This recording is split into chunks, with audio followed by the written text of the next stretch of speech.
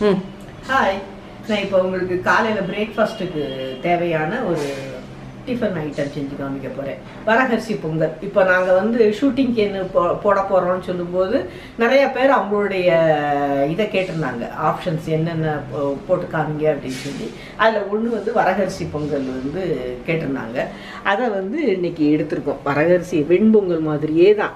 இந்த அரிசி வெரைட்டி, குதிரவாளி அரிசி, வரகரிசி, தினை அரிசி, நம்ம பச்சை அரிசி, புழுங்கரிசி, இது எல்லாமே அரிசி கேட்டகரி சேர்ந்தது தான். இதுக்கு எல்லாத்துக்கும் அதே மாதிரி தான். இதுக்கு நம்ம வெண்பொங்கலுக்கு என்ன செய்கிறோமோ அதே தான் இதுக்கும் செய்யணும். இதுக்கு என்னென்ன எடுத்திருக்கேன் அப்படின்னா, இந்த கப்புக்கு 1 கப்பு அரிசி எடுத்திருக்கேன், 1/2 கப்பு பாசிப்பருப்பு, நம்ம வழக்கமாக போடுற மாதிரி மிளகு, சீரகம், நெய், எண்ணெய், முந்திரி பருப்பு, கருவேப்பிலை, வேணும்னா ஒரு பச்சை மிளகா கீரி போட்டுக்கோங்க. இதுதான் நம்ம இது பண்ண போகிறோம். இதுக்கு வந்து தண்ணி வந்து நார்மலாக இந்த அரிசியை நம்ம சாதமாக செஞ்சு சாப்பிட்டோம்னா, தயிர் சாதத்துக்கோ எதுக்கோ செஞ்சு சாப்பிட்டீங்கன்னா 2.5 மடங்கு தண்ணி ஊற்றணும். அப்படின்னா அது கொஞ்சம் அவங்களுக்கு பிடிச்ச மாதிரி, பேபிக்கெலாம் கொடுக்குற மாதிரி குழஞ்சி வரும். இப்போ இதை வந்து இது ரெண்டும் கலந்ததுனால இப்போ 1.5 கப் ஆகி போச்சு. இதுக்கு வந்து நான் 4 கப்பு தண்ணியும் 1 கப் பாலும் சேர்த்து ஊற்றி வச்சிருக்கேன். 5 கப் மெஷர் பண்ணி ஊற்றி வச்சிருக்கு. அதனால இது சரியா போயிரும். சரியா? உப்பு வந்து எந்நேரம் போடணும்னு நான் காமிக்கிறேன், பார்த்துக்கிடலாம். சரியா? இப்போ வந்து அரிசியை கழுவிட்டு வரேன். இதை இதுல போட்டுறேன். கழுவி ரெண்டையும் ஒன்னா போட்டு கழுவி குக்கர்ல வேக போடுறேன். இந்த இதை தண்ணியை ஊற்றிக்கிறேன். குக்கரை ஆன் பண்ணிடுறேன். அரிசியை போட்டுட்டு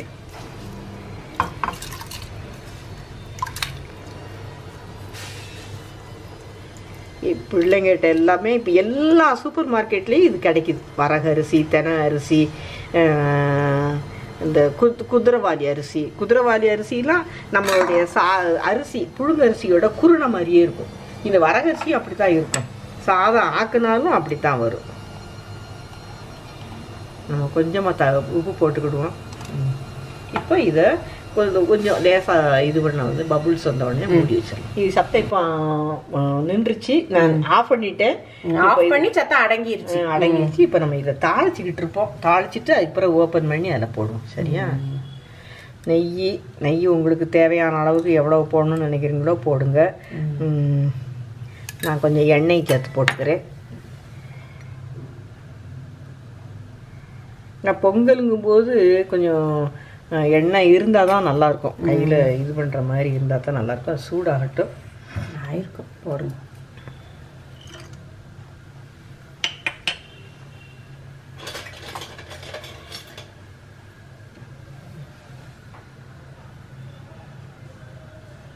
அந்த உப்பு அவ்வளவே சரியா போதும். அதுக்கு மேலெல்லாம் போட வேண்டாம்.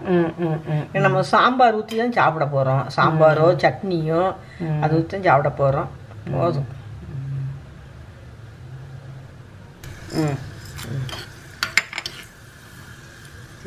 அந்த கருவேப்பிலையும் போட்டு அவ்வளோதான். இதை திறந்து பார்ப்போம். அதுக்கு வேற கரண்டி வேணுமா?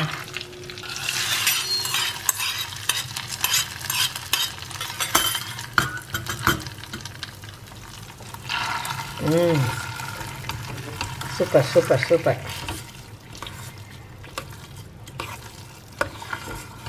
இது வந்து அந்த ஒரு முதல் சத்தம் வந்து 2வது சத்தத்துக்கு வந்து சிம்ல வச்சிருங்க. அதுக்கப்புறம் மெதுவாக நின்று வேகட்டும். இதுல வந்து உப்பு இனிமே போட வேண்டாம், சேராது. ஆமா, உப்பு போட்டா. இனி வந்து இதுக்கு வந்து இன்னும் கொஞ்சம் நெய் ஊற்றணும்னு நினைச்சீங்கன்னா இந்த வேண்டியதில்லை, நல்லா அழகா இருக்கு. அதனால இதோட சாம்பார் காம்பினேஷனும் இல்லை தேங்காய் சட்னி நாங்கள் சர்வ் பண்ணிட்டு திருப்பி காட்டுவோம். கார சட்னி எந்த காம்பினேஷனோடையும் நல்லா இருக்கும்.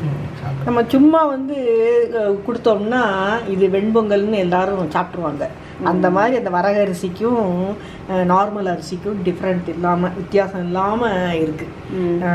நல்ல வெள்ளை கலராகவும் பிள்ளைங்களுக்கெல்லாம் பிடிக்கிற மாதிரி குழைவாகவும், நம்ம நெய் போடுறத வச்சு வந்து இன்னும் கொஞ்சம் டேஸ்ட்டை கூட்டுற மாதிரி குறைக்கிற மாதிரி இருக்கும். என்ன இந்த வரகரிசியை பொங்கல் வந்து இப்போ சின்ன பிள்ளைங்க எல்லாம் சிறுதானியத்தை வந்து ரொம்ப நினைக்கிறீங்க. வரகரிசி, குதிரைவாலி அரிசி, அந்த இதில் எல்லாத்துலேயுமே திணை அரிசி தெரியல எனக்கு, அது கொஞ்சம் கலர் வந்து மஞ்சள் கலராக இருக்கும். ஆனால் குதிரைவாலிலேயும் வரகுலையும் இதே மாதிரி தான் இருக்கும் பொங்கல் செஞ்சால். இதில் சக்கரை பொங்கலும் செஞ்சு சாப்பிடலாம். இப்போ நம்ம வெண்பொங்கல் செஞ்சுருக்குறோம். குதிரைவாலியில் ஒரு நாளைக்கு செஞ்சு காமிக்கிறேன், சக்கரை பொங்கல் ஒரு நாளைக்கு செஞ்சு காமிக்கிறேன். இதை செய்து சாப்பிட்டு ஹெல்த்தியாக இருங்க, ஆரோக்கியமாக இருங்க.